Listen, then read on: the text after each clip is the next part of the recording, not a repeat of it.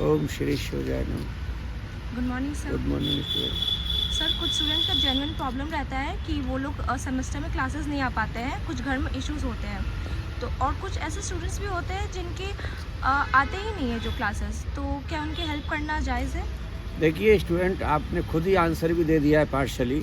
देखिए जिनके घर में स्टूडेंट अगर है कॉलेज का, और अगर वो किसी बीमारी से सेल्फ जो प्रॉब्लम है उसको, तो वो मेडिकल दे सकता है, उसको एक हेल्प हो सकती है।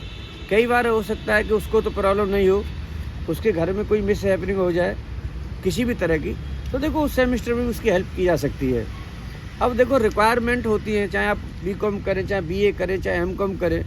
अब आप उसको बिल्कुल तो इग्नोर नहीं कर सकते। अब देखिए हो क्या रहा है, हो ये रहा है कि जो एनईपी, जो इंटरनल असेसमेंट है आपका, जो नया सिस्टम है, उसमें जो आप टीचर के हाथ में इतना है, तो वो आपको इसलिए था कि स्टूडेंट टीचर आके रिसर्च करके, कुछ बातचीत करके, कुछ कंक्लूजन करके, रिसर्च करके कुछ आगे कुछ करेंगे।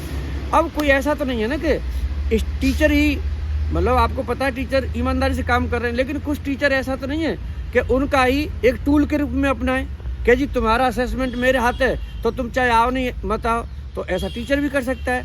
दूसरा स्टूडेंट भी है कि अच्छा मुझे तो कोई ज़रूरत ही नहीं है। अब देखो ये गरीब लोग हैं, ये सब दिखाओ ना जरा, अरे दिखाओ, ये सब गरीब लोग हैं, इनके बच्चे पढ़ते हैं। तो जब इनके बच्चे पढ़ते हैं, इनको कोई ट्यूशन के लिए और उनके लिए तो नहीं हो सकता ना। तो देखिए हो क्या रहा है, एजुकेशन में सुधार की आवश्यकता है, एनईपी सुधार की ओर है।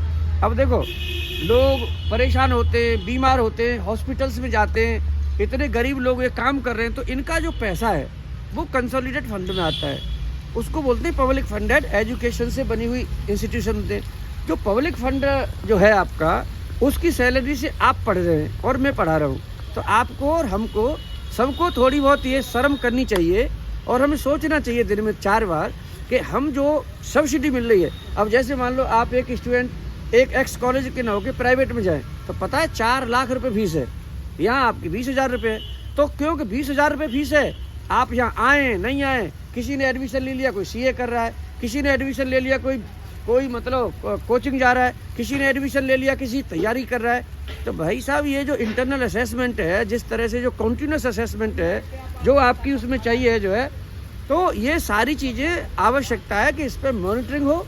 College principal, governing body, vice chancellor का बिल्कुल निर्देश है कि भाई ईमानदारी से काम किया जाए। तो ऐसी दशा में हमें स्टूडेंट से भी सपोर्ट सिस्टम चाहिए। और देखिए जेन्युइन अगर कोई कहीं पर भी चीज़ है, आप उसको लिख के दो, टीचर से मिलो।